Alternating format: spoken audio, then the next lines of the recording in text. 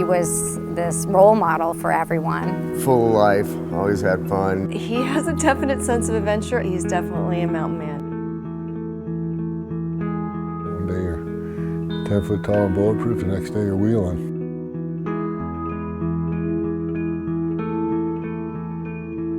What happens when you live to fly and suddenly, without warning, you're forever grounded? What if the biggest moment in your career ultimately led you to tragedy? And what would you do out of that moment of despair? You rose and became the very best version of yourself. For former NFL Pro Bowler Doug Betters, that's exactly what happened. In 1983, his sixth season in the league, the NFL's top defender was Miami Dolphins defensive end Doug Betters. That year, he led the famed Killer Bees defense by tallying 16 sacks for the 12-4 Dolphins. Betters earned Pro Bowl and All-Pro honors and was named Defensive Player of the Year. I think I was hitting on all 8 cylinders, completely healthy. At 83 was a kind of like the high water mark, just perfect storm. 15 years later, while skiing in the mountains of Montana, Doug Betters suffered a life-changing accident that would leave him in a wheelchair. And you can blow your brains out or move forward, make your choice and, go forward. Doug Betters was born on June 11, 1956 in Lincoln, Nebraska, the second oldest of 4 children to Ron and Doris Betters. The Betters moved to Arlington, Illinois, a town near the bustling metropolis of Chicago. But Doug had always dreamed of living in the quiet hills of Montana. My great aunt had a ranch in Hardin, Montana, and my grandma used to tell me about the ranch, and my dad used to go out buck hay and ride horses and stuff in the summertime. So I always kind of had this image of Montana in my mind, and I kind of, created this thing that had an idea I kind of wanted to go there. A 3-sport athlete in high school, Doug soon found that football would be his best way to escape city life, receiving multiple scholarship offers from big-time schools. I did get some good offers out of college at the University of Miami, University of Wisconsin, Illinois State, some other smaller schools, and one of the last trips I took was down to the University of Montana. My parents were trying to, convince me otherwise. It was a long ways from home, and my dad wanted to be able to go see some games. And I got off the plane. It was just kind of a corny thing to say, but it was a little deja vu. I was like, man, it's like I've been here before. I belong. It just kind of felt right. At just 21 years old, Doug was a 6th-round pick of the Miami Dolphins during the 1978 draft. With an outside shot of making the team come preseason, Betters opened the eyes of head coach Don Shula with one play. Frank Tarkenton, I was kind of chasing him. I went to throw, and at the last minute, he kind of jogged, and I think I kind of threw my head in that direction to kind of trip him up as I went out there. Kind of knocked me out. I think they diagnosed it as just a stinger. That stinger would come back one day to change the course of Doug Betters' life. Betters played 10 years in the NFL, went to 2 Super Bowls, and was named one of the 50 greatest Dolphins of all time. He went on to live a normal life back in Montana, fishing, skiing, hunting, flying, doing all the things he loved to do. On one February morning in 1998, then 41, Doug went skiing, the same way he always had. He was a great skier. He's an expert skier. He could ski anything. Expert skiers aren't immune to the hazards of one small mistake.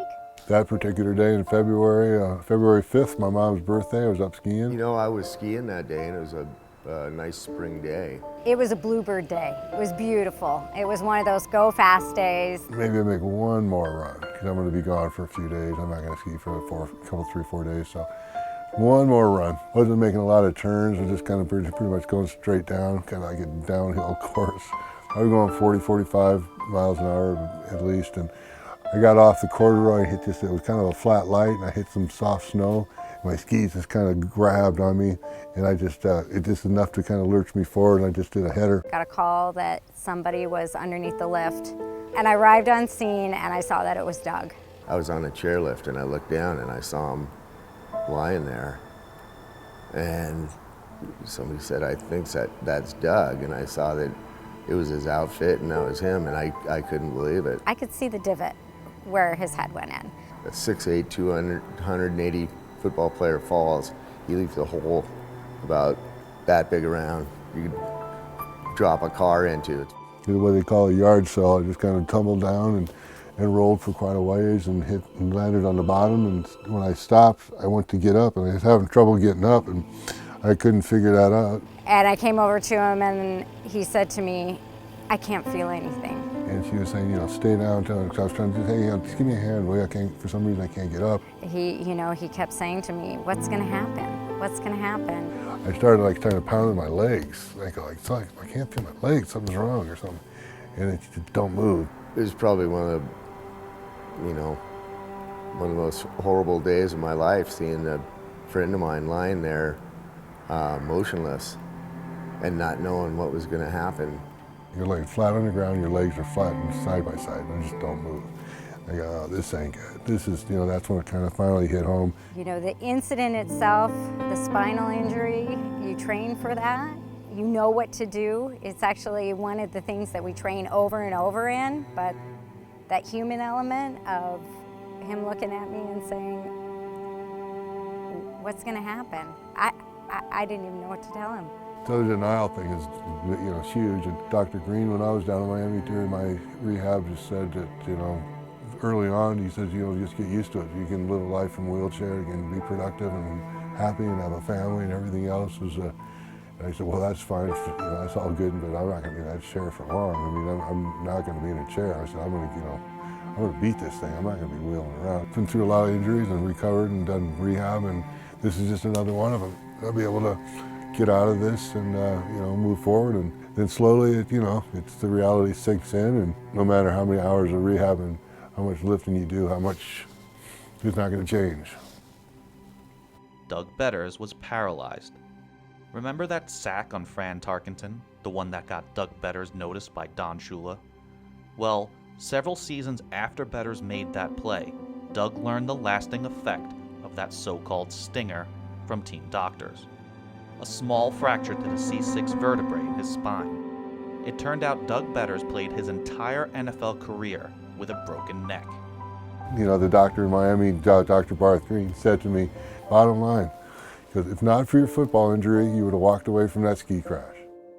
So that sack was my greatest demise, was probably one of the things that really brought me in the spotlight, basically.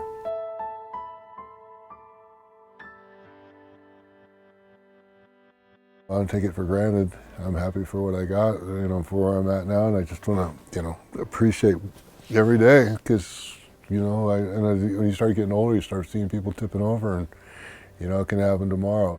After the accident, Doug Betters didn't lose his love for fishing, flying, or the outdoors. He never lost his love for life. But what he did find was the love of his life, Jennifer. Totally unexpected, didn't think it was going to happen, and I think that's a good lesson to you guys out there. Don't push it, don't act like you're all that, and just kind of sit back. And one of the first times I was with her, she goes, "Feeding me goes a long way, Mr. Betters." So I needed to make sure she's well fed. And it kind of just unexpectedly came together. 4 days. We're looking back to 70 degrees. I think it's that sense of adventure. He's chivalrous. That's the only way I can put it. He is old school, and there's a lost art to that, to all the guys out there. And then he and I just developed this partnership. We just click together. I don't know how or why, but we do. Doug and Jennifer met in 2005, and they've been together ever since. You tried not to put her in that caregiver and try to separate that as best I can. I have to say I hate the word caregiver. It's just, I can't explain it, but when you're a couple and you have somebody who's disabled, paralyzed, there's an intimacy level that a lot of other couples don't get to. I count on Doug just as much as he counts on me. Since his accident, I've never heard one peep of, "Why me? This sucks." What I admire is that he didn't let it stop him, and he is, doing the things that he loved. I'm going to be like office, pretend like the camera's not here, but then every once in a while, look at the camera and talk to it. That's fine. I'm sure that he's battled many demons, but he is someone that we admire. He's just always looking forward, wants to do, to go fishing and get out into his boat on the lake. He's made some things that have made him able to live a normal lifestyle, and he loves it. It's awesome. Despite being grounded, confined to a wheelchair, at 59 years old, there's nothing Doug Betters loves more than spreading his wings. And he's an awesome pilot.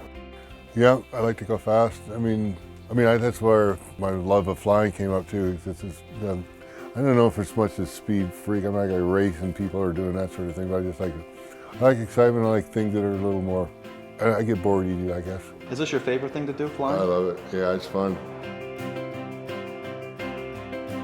I definitely have learned lessons.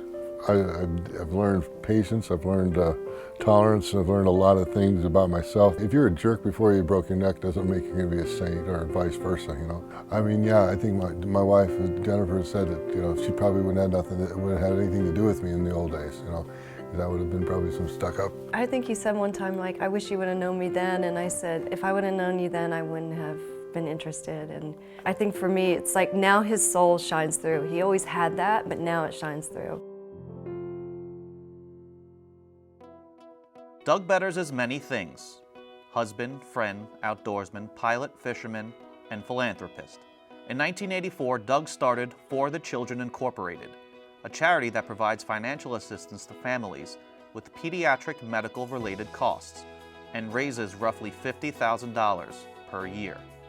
They would go to the doctor and find out their kid had leukemia and had to go to Seattle today, and so they would need some kind of backing to get there, and they would come up with some kind of a fundraising event so they could, then I got to thinking it would be a lot easier if we had this money already in place and people wouldn't have to start putting a pancake breakfast together. They need to be there now.